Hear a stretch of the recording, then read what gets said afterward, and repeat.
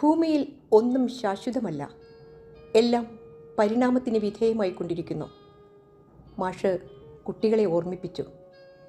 ജനതതികൾ ഈ മണലിൽ കൂടി ജീവിതരഥം തെളിച്ചു. ജീവിതരീതി, വിശ്വാസ പ്രമാണങ്ങൾ, ആചാരങ്ങൾ, ലക്ഷ്യം എല്ലാം മാറി ഈ പൂഴിമണലൊഴികെ.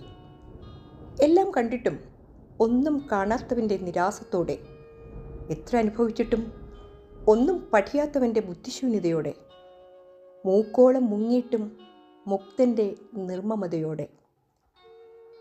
വ്യാസമൊഴി ഉരുവപ്പെടുന്നതിന് മുമ്പേ അർത്ഥാന്തരങ്ങൾ ഇഴപിരിച്ചറിഞ്ഞ ഗജമുഖൻ ഓലയിലേക്ക് പകർത്തി. പിന്നെ ഗുരുവിനോട് തിരിച്ച് ഒരു ചോദ്യം ചോദിച്ചു. അത് ഉടമ്പടിയിൽ ഇല്ലാതിരുന്നിട്ടും. ദിഗ്വിജയങ്ങളുടെ അന്ത്യം 6 അടി മണ്ണിലാണെന്ന് ഇവർ അറിയുന്നില്ലല്ലോ. എന്താണിതിന് കാരണം? ഗുരു മൗനം വെടിഞ്ഞില്ല. പകരം ഒന്ന് പുഞ്ചിരിച്ചു. അതിൽ എല്ലാ ചോദ്യത്തിനുമുള്ള ഉത്തരമുണ്ടായിരുന്നു. ശിഷ്യന് തൃപ്തിയായി.